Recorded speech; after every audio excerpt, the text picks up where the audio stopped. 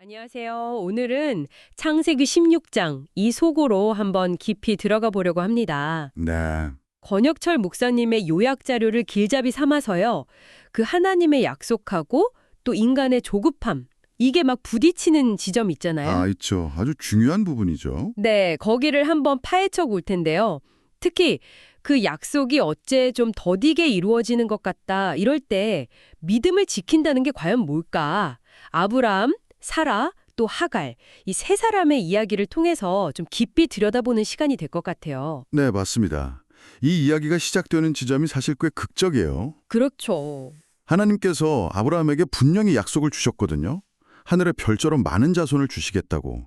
근데 시간이 꽤 흘렀는데도 아내 사라는 임신을 못하는 상황인 거죠. 바로 앞장 15장에서 하나님이 구체적으로 말씀까지 하셨잖아요.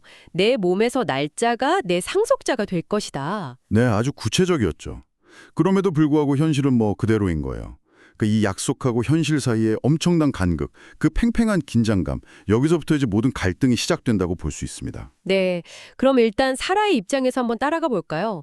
이게 보통 일이 아니었을 것 같아요. 엄청난 약속을 받았는데 시간은 계속 흐르고 몸은 점점 나이 들어가고 희망이 아마 점점 불안으로 또 절망으로 그렇게 변해갔을 수도 있겠어요. 충분히 그럴 수 있죠. 그래서 결국 사라는 이제 스스로 해결책을 찾아 나서는 거죠.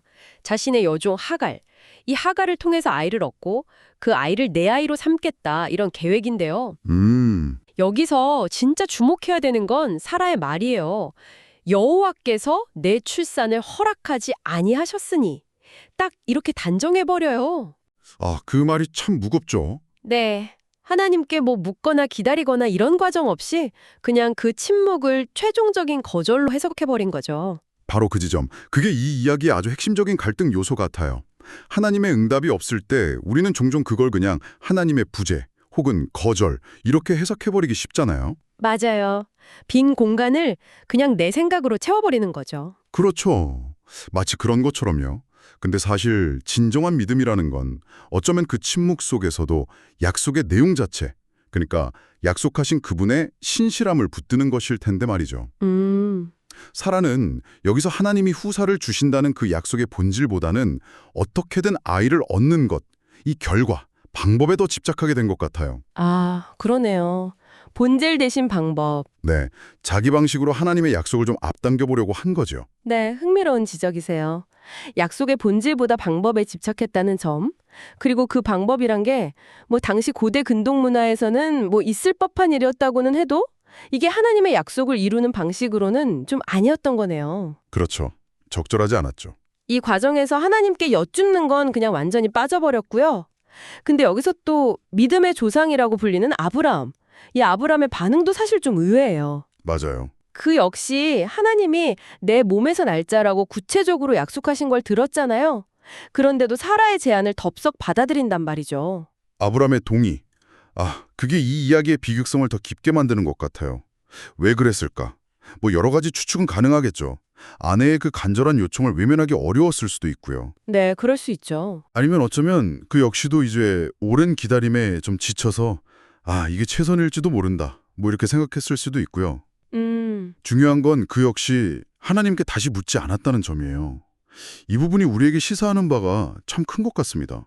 어떤 점일까요? 아무리 믿음이 좋아 보이는 사람이라도 이 현실적인 압박이나 가까운 사람의 설득, 또 뭔가 그럴듯해 보이는 대안 앞에서 얼마나 쉽게 그 약속의 핵심을 놓칠 수 있는가 하는 거죠. 약속에 대한 기억이 좀 심해진 건지 아니면 그냥 현실의 무게가 너무 무겁게 느껴졌던 건지 아무튼요. 바로 그 지점에서 상황이 정말 걷잡을 수 없이 꼬이기 시작하는 거죠. 정말 순식간에요. 하갈이 임신하자마자 어떤 일이 벌어지나요? 네, 정말 눈 깜짝할 새죠. 하갈이 임신 사실을 알게 되자마자 여주인 사라를 멸시하기 시작해요. 아마 그 아이를 가졌다는 사실이 그녀에게 뭐랄까 좀 우월감 같은 거? 아니면 다른 마음을 품게 했을 수도 있겠죠. 그럴 수 있겠네요. 반대로 사라는 어떻겠어요? 자기가 계획한 일의 결과인데 이제는 정말 참을 수 없는 모욕감, 분노 이런 감정이 휩싸이는 거죠. 이전의 절망감에 더해서 배신감까지 느꼈을지도 몰라요. 아, 복잡했겠네요. 네, 그래서 결국 하갈을 아주 심하게 학대하기 시작하고요. 하갈은 결국 견디다 못해서 광야로 도망칩니다. 계획의 시작은 분명 후사였는데 그 결과가 멸시, 학대, 도망이라니 참 아이러니하네요. 그렇죠. 이 모든 혼란과 고통, 또 관계의 파탄이 결국 어디서부터 시작됐는지를 다시 한번 생각해 돼요. 하나님의 때와 방법을 기다리지 못하고 인간적인 계획으로 그분의 약속을 이루려 했던 바로 그 첫 단추.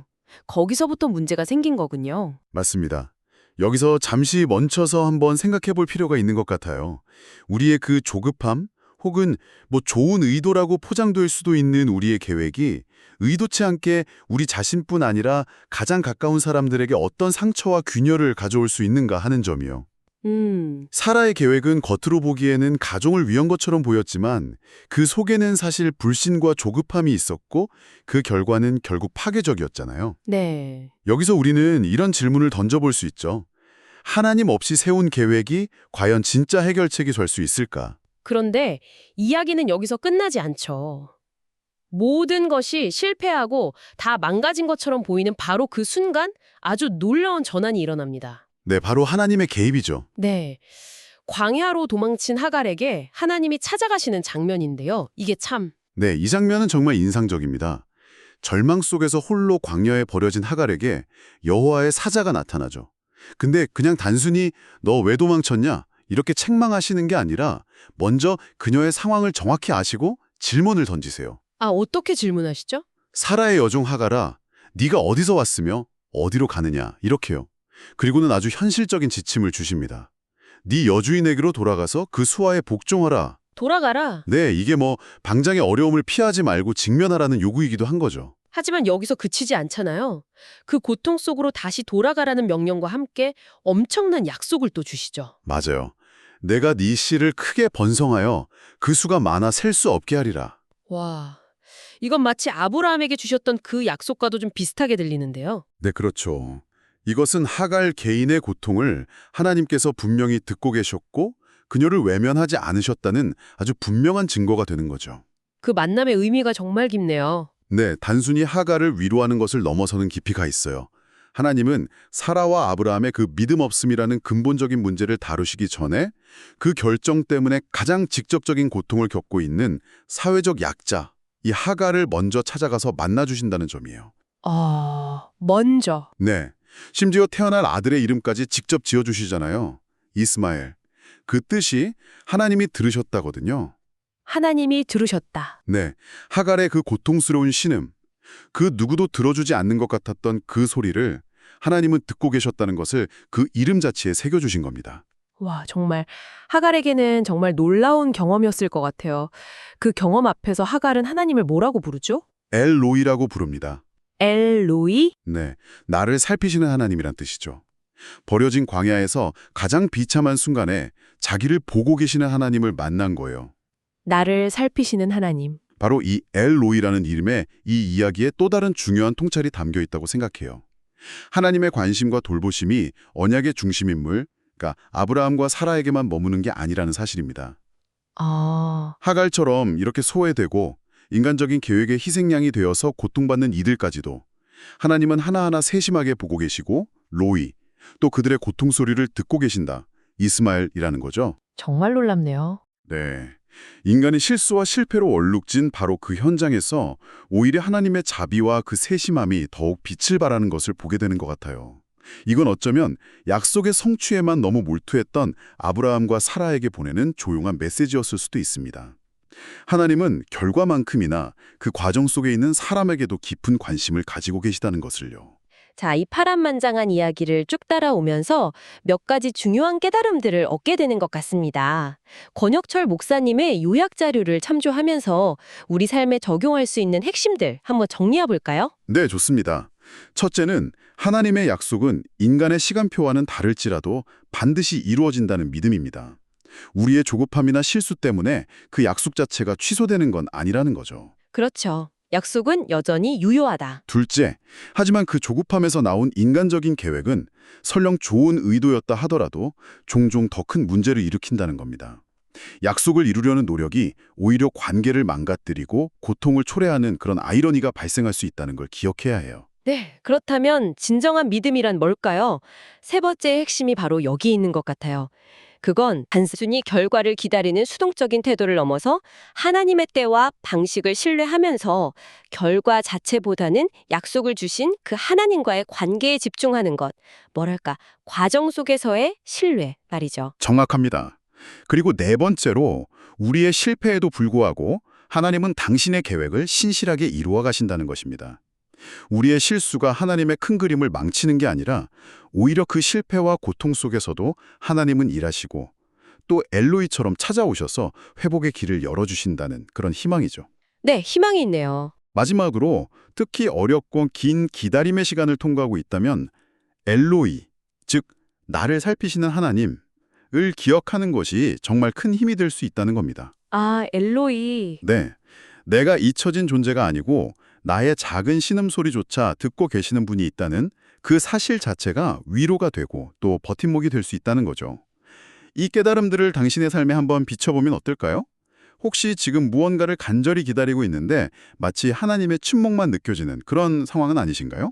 예를 들면 뭐 자녀 문제라든지 아니면 진로, 건강 혹은 관계 회복 같은 그런 영역에서 오랫동안 기도했는데 별 변화가 보이지 않을 때 말이죠. 그때 혹시 사라나 아브람처럼 아, 하나님이 허락하지 않으시나 보다. 혹은 아, 내 방식대로라도 빨리 해결해야겠다. 이런 조급한 마음에 사로잡힌 적은 없으신가요? 만약 그런 순간에 엘로이, 나를 지켜보고 계시는 하나님, 내 신음소리를 듣고 계시는 하나님, 이스마엘의 그 성품을 깊이 한번 생각해 본다면 어떨까요? 그것이 당장의 상황을 뭐 확 바꾸지는 못하더라도 그 상황을 견뎌낼 다른 힘, 다른 관점을 주지 않을까요? 네, 관점의 변화. 네.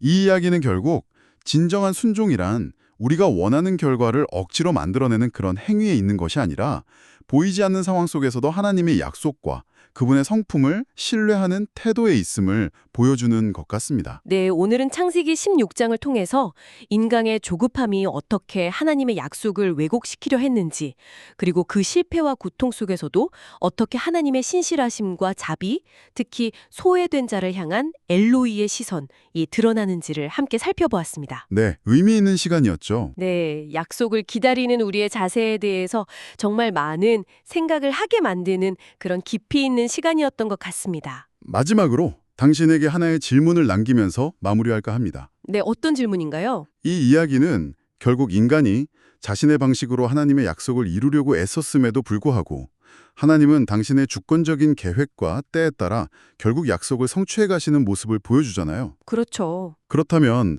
한번 이렇게 자문해보면 어떨까요? 혹시 지금 뭐 좋은 의도에서 비롯된 것일지라도 결과를 통제하고 상황을 내 뜻대로 이끌어가려는 나의 그 열심이 오히려 하나님께서 지금 내 삶 속에서 일하고 계시는 그분의 실제적인 방식을 내가 보지 못하게 가로막고 있거나 어쩌면 심지어 방해하고 있는 것은 아닐까? 하고 말입니다. 아, 나의 열심이 오히려 방해가 될 수도 있다. 네, 다음 만남까지 이 질문을 마음에 한번 품고 가시면 좋겠습니다.